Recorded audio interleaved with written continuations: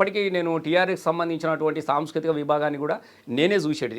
కేసీఆర్ సభకు మొదటి సభకు కరీంనగర్లో నేనే పాట పాడిన, మొదటి పాట నేనే అక్కడ పాడిన, ఆ సభను కూడా నేనే జరిపించినప్పుడు సార్ ఒక మాట అన్నాడు నాతోని.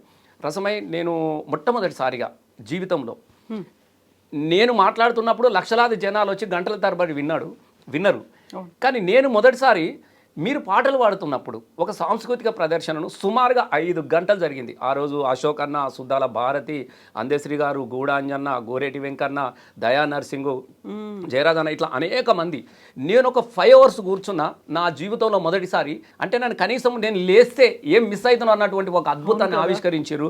దీన్ని మనం ఒక హైదరాబాద్కి ఇక్కడనే ఎందుకు పరిమితం చేయాలి, దీని గ్రామాలకు మనం తీసుకుపోయేదాన్ని ఉంటే ఆలోచన చేయాలని మొదలుపెట్టినప్పుడు అక్కడ నుంచి మొదలైంది ఒక సాంస్కృతిక ఉద్యమం ఉండాలని. అప్పటికి జయశంకర్ సార్ గారు చాలా సందర్భాలలో మేము సార్తోని చర్చ పెడుతున్నప్పుడు జయశంకర్ సార్ గారితో నేను అక్కడే ఉండేది, జయశంకర్ సార్ అక్కడే ఉండి ఎన్నో రాత్రులు కేసీఆర్తోని మాట్లాడినటువంటి రోజులు ఉన్నాయి. అప్పుడు మస్సోన్ చారు గారు ఉండేవారు, అప్పుడప్పుడు ప్రకాష్ గారు ఉండేవాళ్ళు. వీళ్ళందరూ కూర్చొని మాట్లాడినప్పుడు జయశంకర్ సారు నాకు 1969 ఉద్యమం జరిగినప్పుడు అసలు ఎప్పుడు చెప్తా ఉండేది, అసలు అంత అద్భుతమైనటువంటి ఉద్యమాన్ని నడిపినటువంటి తెలంగాణ ఉద్యమకారులు పల్లెలకు విస్తరించలేకపోయింది. ప్రజలను బాగా భాగస్వాములు కావాలి. విద్యార్థులకు, యువకులకు మాత్రమే పరిమితమైంది తప్ప ప్రజలు కొద్దిమంది మాత్రమే తప్ప పల్లెలన్నీ కదిలొచ్చినట్టుగా ఉద్యమం జరగలేదు. కారణం ఏంటంటే అప్పుడు భావవ్యాప్తి లేదు, అవును, పత్రికలు లేవు, మన గురించి రేడియోలో చెప్పే పరిస్థితి లేదు.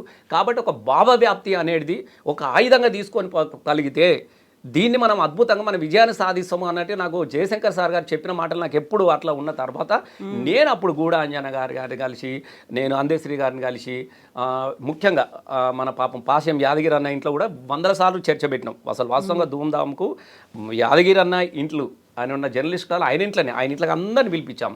అప్పుడు మాట్లాడప్పుడు చింత స్వామి ఉండే, అప్పటికి ఇప్పుడు డిజిటల్ ఇవన్నీ లేవు. పాపం పెయింట్ రాశాడు ఆయన అక్షరాలను తెలంగాణ ధూమ్ధామ్ అని. ఈ అక్షరాలను రాసింది కూడా మా చింత స్వామి మిషన్ పెట్టుకొని. అప్పుడు మేము ఫస్ట్ ధూమ్ధామ్ కామారెడ్డిలో మొదలుపెట్టినాం. అంటే ఏదైతే మనం పోగొట్టుకున్నాం అన్నట్టు ప్రజలకు కల్పించడానికి కోసము బొడ్రాయి పెట్టి వెనుకొక గుడిసే, అక్కడ మన రోలు, మన రోకలి, మన పోషమ్మ, మన ఎల్లమ్మ, చాలా అద్భుతమైనటువంటి ఇది చూడంగానే ఓహో మా పల్లె కదా ఇది అన్నటువంటి ఒక భావన కలిగించే విధంగా వేదికను ఏర్పాటు చేసుకొని బొడ్రాయి కాడ, ఊర్లో ఏ పండుగ చేసిన కాడ బొడ్రాయికి బొట్టు పెడతారు, మొదటి పూజ అక్కడ. అట్లా తెలంగాణ ధూమ్ధామ్ కూడా అక్కడ మొదలుపెట్టి బొడ్రాయి కాడ కొబ్బరికాయ కొట్టి అక్కడ నుంచి మొదలైంది. అప్పుడు ఆటలన్నీ కూడా నాగరాజు చూసేవాడు.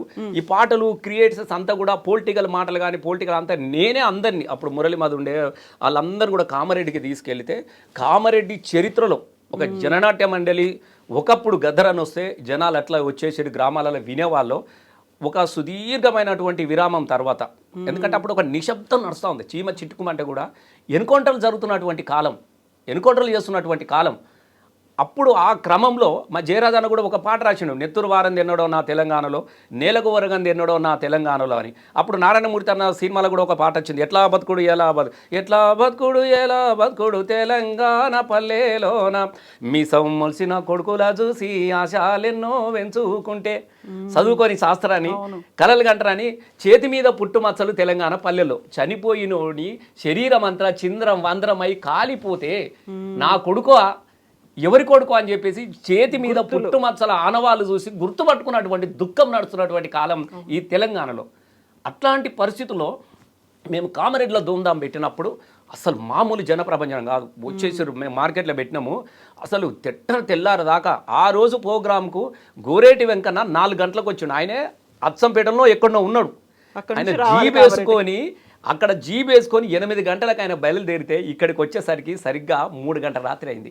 వెంకన్న వచ్చేసరికి మొదటి ధూమ్ధామ్కు 2001 సెప్టెంబర్ 30 రోజున జరిగింది. అక్కడికి వచ్చినాడు 4-5 గంటల దాకా కూడా ఎటు చూసిన జనం కదలలే. అసలు జనం మైమరిచిపోయారు. అసలు వీళ్ళని ఒక వేదిక మీద చూడడం అనేది ఒక అద్భుతం. ఒక అశోక్ అన్న, ఒక అంజన్న, ఒక వీళ్ళు, అప్పటికి మా గూడ అంజన్న ఊరిడిచినే పోతున్నా, అయ్యో ఉరి పోసుకొని సత్తున, ఇట్లాంటి పాటలు అద్భుతమైన పాటలు. అప్పటికి మన జయరాజ్ అన్న అసలు ఎట్లాంటి పరిస్థితులు అంటే ఇక్కడ సేలల్లో అప్పుడున్నటువంటి కరువు పరిస్థితులు, సేలల్లో నీళ్లు లేవు, సెలకల్లో నీళ్లు లేవు, నిన్నే నమ్మిన రైతు కళ్ళల్లా నీళ్లు లేవు, వానమ్మ ఒక్కసారన్నా వచ్చిపోవే వానమ్మ. కనీసం ఎక్కడ చూసినా కూడా నీళ్ళు లేవు, గోదావరి లేదు, ఏది లేదు. కనీసం మా కళ్ళ నీళ్ళ తడి కూడా ఆరిపోయింది. వానమ్మ నీకు దయరాదని పాడుకున్నటువంటి దీనస్థమైనటువంటి బాధను, తెలంగాణ దుఃఖాన్ని ఆ వేదిక మీద ప్రదర్శించడంతో చాలామంది ఏడ్చిరు. చాలామంది ఏడ్చిరు. ఎక్కడ చూసిన జనాలు తెల్లారిసరికి అరే ఇది చాలా అద్భుతంగా, దీన్ని ఇంకా బాగా తీసుకుపోవాలన్నటువంటి ఆలోచన చేసినప్పుడు నేను మళ్ళీ దీన్ని చూసిన తర్వాత కొత్త కొత్త పాటలు పుట్టుకొచ్చేస్తున్నాయి. అంటే అప్పటిదాకా సామాజికమైనటువంటి అంశాల మీదనే పాటలు రాసేటోళ్ళు.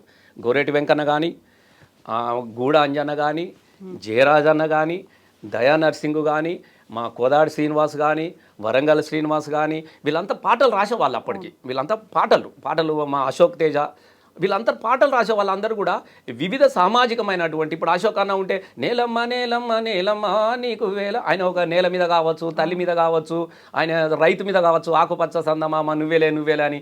ఎంకన్నా కూడా ఏమి మారేర్రా మన ఎంకన్న పాటలు ఎంకన్నకు ఉన్నాయి, గూడంజన పాటలు గూడంజనకు ఉన్నాయి. అప్పుడు ఈ ధూమ్ధాంలోకి వచ్చిన తర్వాత నేను వాళ్ళందరితో నేను మాట్లాడడం జరిగింది. అన్న మనం తెలంగాణ జీవితాన్ని ఆవిష్కరించే విధంగా కొన్ని పాటలు తయారు చేద్దాం అనుకున్నటువంటి క్రమంలో దానిలో కూడా అందశ్రీ గారు కామారెడ్డిలో ఉన్నారు, వారు వాడిన పాట కూడా సూడా సక్కని తల్లి సుక్కల్లో జాబిల్లి, ఈ పాట పాడిండు ఆయన. అప్పటికి ఇదే పాట ఉండేది ఆయన దగ్గర. తర్వాత తెనుగొల్ల ఎల్లమ్మ మీద తెనుగొల్ల ఎల్లమ్మ ఏది మా పల్లెలల్ల తల మీద సుట్టాబట్టి ఆ పాట పాడేటాడు.